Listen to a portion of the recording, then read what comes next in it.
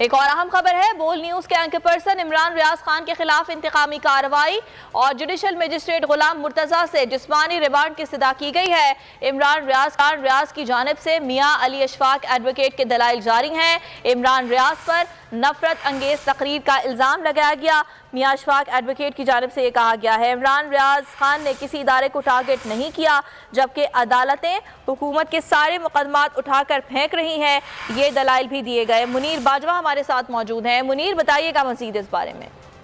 लाहौर की जिला कचहरी में इमरान रियाज खान के खिलाफ दर्ज मुकदमा में उनके जिस्मानी रिमांड की इस्तदा की गई है। ताहम मियां अली अशफाक एडवोकेट की जानिब से उनके खिलाफ दर्ज मुकदमा को खारिज करने इस्तदा की गई है और उस पर दलाइल दिए जा रहे हैं। और मियां अली अशफाक एडवोकेट ने यह कहा कि FIA ने खुद ही एक जैक ब्रगंज का रोल जो है वो अज्यूम कर लिया है और FIA के तफ्तीशी अफसर हुज़ैफा मुनीर ने खुद ही जो है वो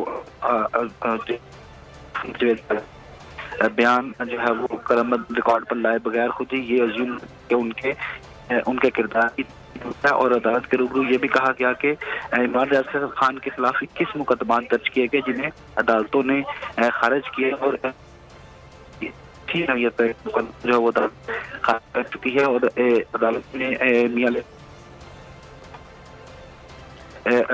ठीक है, दलाइल का सिलसिला इस वक्त जारी है। मुनीर बाजवा, इस बारे में आपसे मजीद भी जानते रहेंगे। शुक्रिया आपका।